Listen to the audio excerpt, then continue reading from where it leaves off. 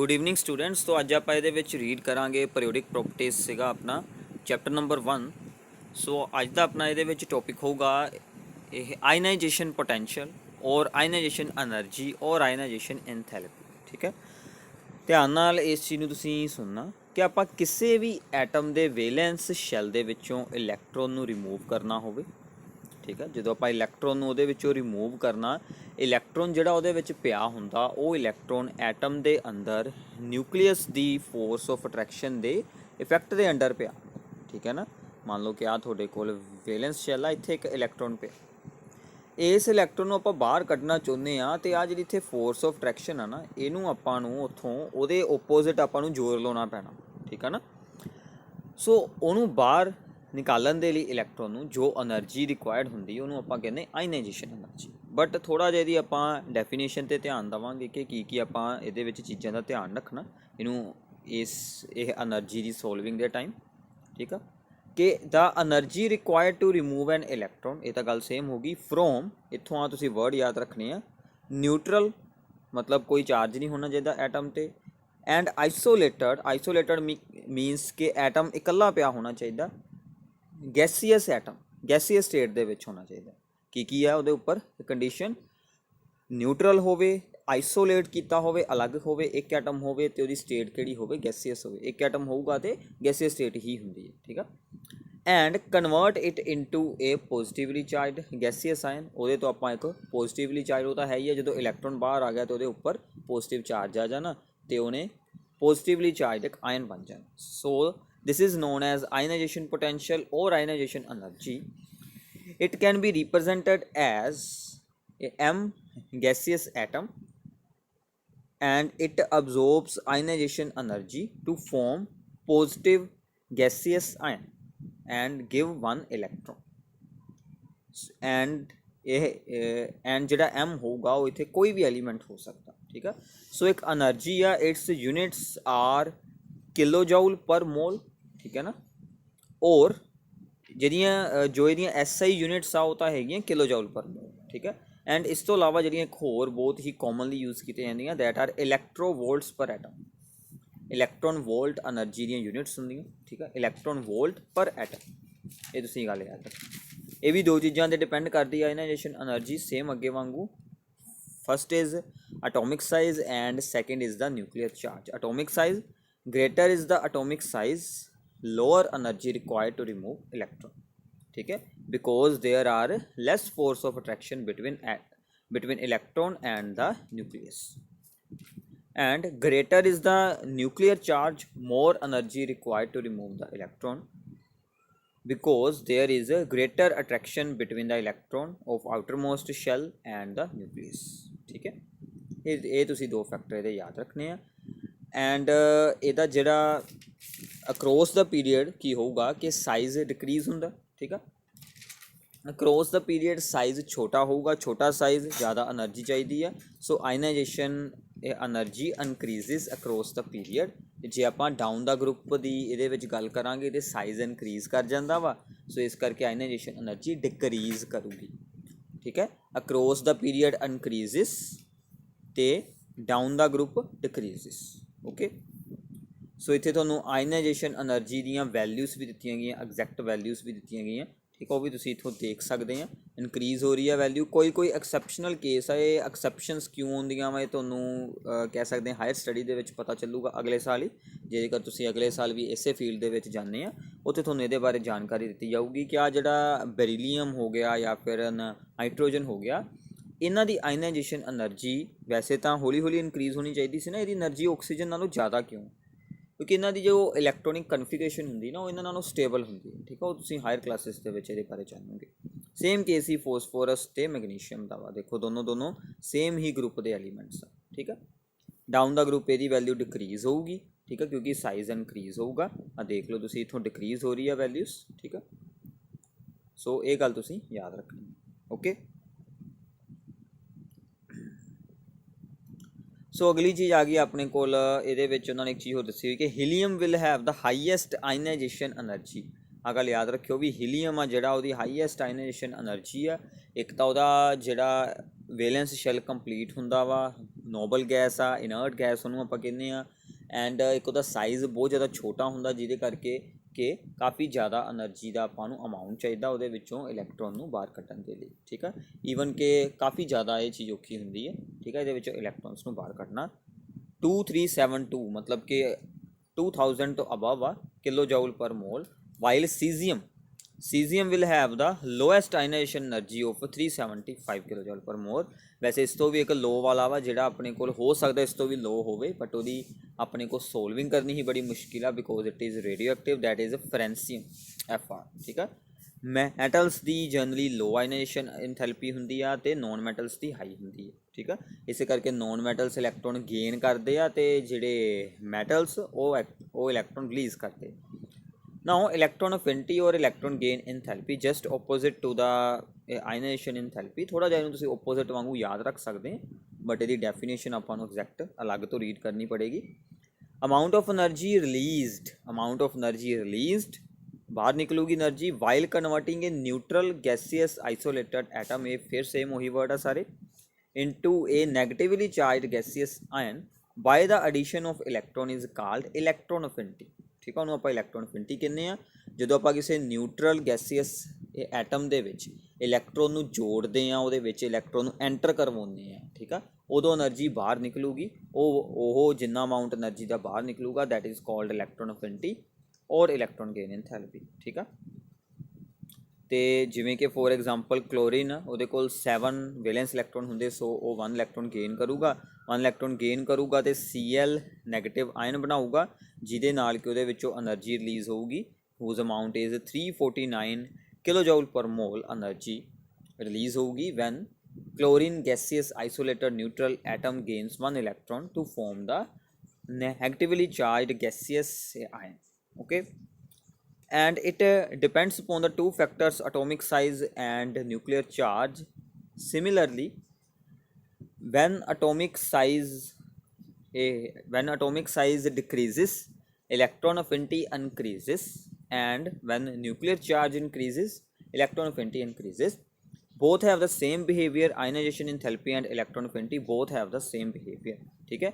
Across the period both values are increases and down the group both decreases. Electron affinity and ionization enthalpy both have the same variation along the period and down the group.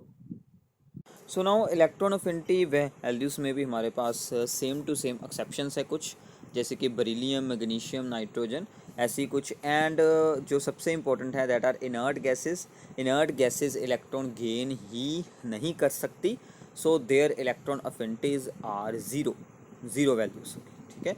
So group number 17 की electron अफिनिटीज़ की values काफ़ी highest होती हैं, highest for the group number 17 and least for the group number 1।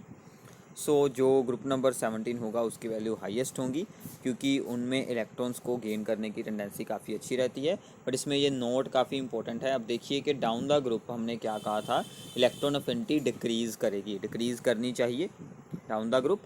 But क्या होता है, अगर हम डाउन द ग्रुप डिक्रीजिंग के फैक्टर को मानकर चलें, तो अगर हम फ्लोरीन, क्लोरीन, ब्रोमीन इनकी बात करते हैं, फ्लोरीन की वैल्यू हाई होगी, क्लोरीन की उससे लो और ब्रोमीन की उससे लो। बट एक्सेप्शन आ जाती है, क्लोरीन की वैल्यू फ्लोरीन से हाई होती है, ठीक है, फ्लोरीन से हाई होती है।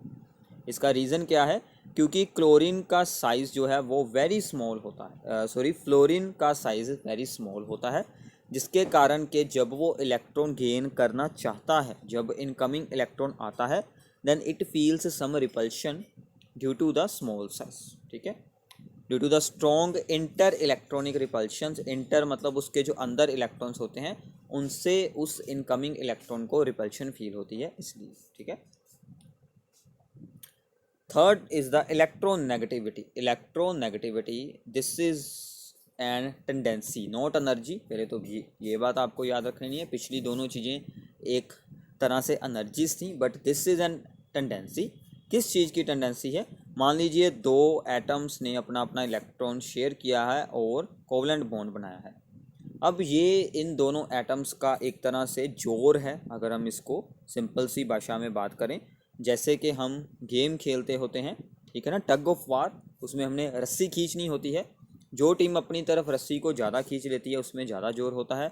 सिमिलरली यहाँ पर है, जो एटम अपनी तरफ इलेक्ट्रॉन्स के पेयर को ज़्यादा अट्रैक्ट करेगा उसकी इलेक्ट्रोनेगेटिविटी ज़्यादा है, मतलब उसका जोर, उसकी वो tendency to attract a shared pair of electron towards itself in a molecule is called the electronegativity. ठीक है, उसकी टेंडेंसी है शेयर्ड पेयर ऑफ इलेक्ट्रॉन को अपनी तरफ अट्रैक्ट करने की। ओके, ये उसकी टेंडेंसी रहेगी। So it is a dimensionless property, इसकी कोई यूनिट्स नहीं होगी because it is not an energy, it is only a tendency. ठीक है, सो इसको देखने के लिए, इसको मेजर करने के लिए अलग अलग स्केल्स बनाए जाते हैं। जैसे कि लिनस पॉलिंग ने एक स्केल के अकॉर्डिंग हमें बताया कि फ्लोरीन की इलेक्ट्रोनेगेटिविटी सबसे ज़्यादा है, दैट इज़ 4.0, एंड सीजियम की सबसे लो है, दैट इज़ 0.7। ठीक है, सिमिलरली इसका भी सेम बिहेवियर रहेगा जो कि उन दोनों का रहा था, electron affinity and ionization enthalpy, atomic size पर, न्यूक्लियर चार्ज पर, across the period, down the group, सब कुछ सेम है। Ionization energy, electron affinity and electronegativity सभी का वेरिएशन सेम है, और atomic size and nuclear charge पर उनकी डिपेंडेंस भी सेम है। आप इनको एक बार रीड कर लें, याद करने के लिए एक का ही यहाँ पर इनफ रहेगा। ठीक है, next is the generally metals show lower electronegativity as compared to non-metals, thus metals are electropositive, non-metals are electronegative. The elements of the second period differs in properties from their respective groups, thus is due to small size of atom and their high electronegativity.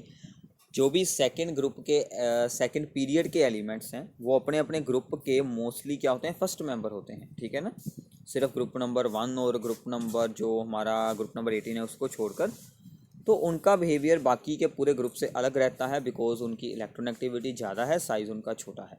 तो इसमें एक अलग से एक और इनमें जो property show होती है that is the diagonal relationship. Diagonally elements की प्रॉपर्टीज़ सेम मिलती हैं। कौन कौन से में, पीरियड नंबर 2 और 3 के जो डायगोनल एलिमेंट्स हैं, lithium, magnesium, beryllium, aluminium, boron, silicon, इन सभी की प्रॉपर्टीज़ जो हैं वो एक जैसी होती हैं। ठीक है, due to very less electronegativity difference, इनमें इलेक्ट्रोनेगेटिविटी का डिफरेंस काफ़ी जो होता है वो लेस रहता है, इसीलिए।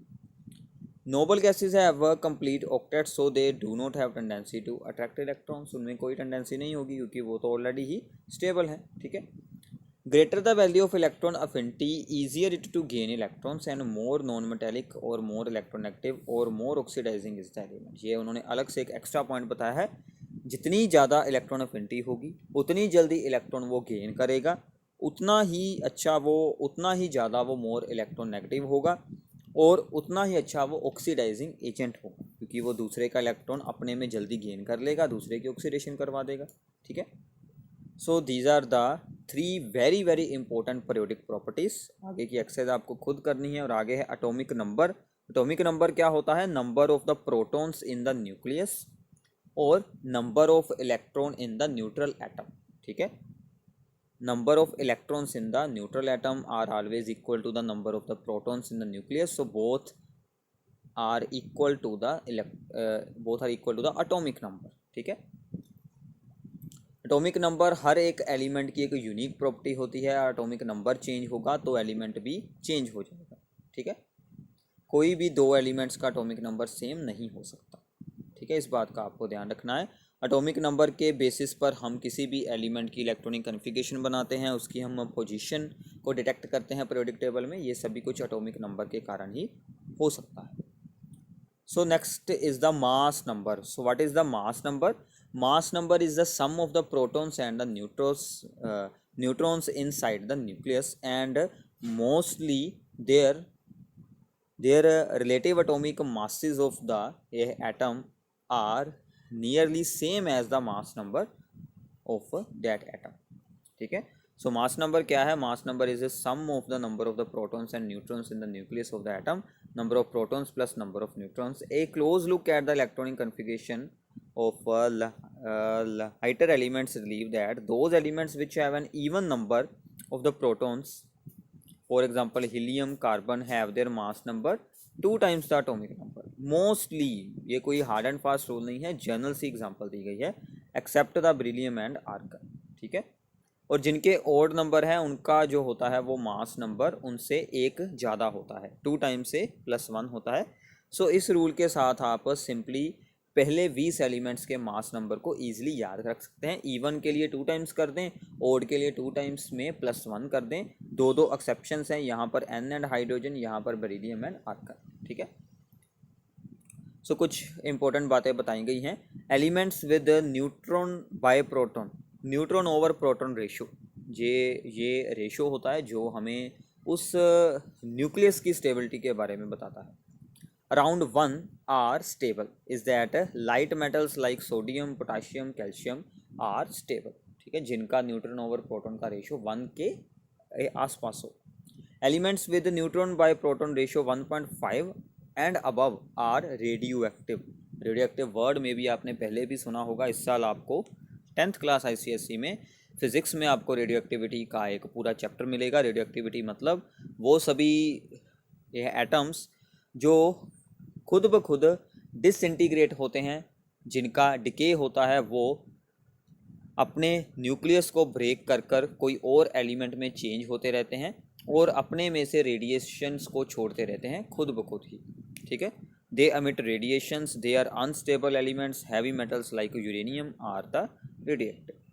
तो आगे आपको ग्रुप नंबर 1 और ग्रुप नंबर 17 में कंपैरिजन बताया गया है। ये आपने पिछले साल भी रीड किया है, ये आपको खुद रीड करना है। सिंपल सा कंपैरिजन है, ठीक है ना। सभी प्रॉपर्टीज जो हमने रीड की हैं चैप्टर में वो सभी आपको यहाँ पर मिल जाएंगी।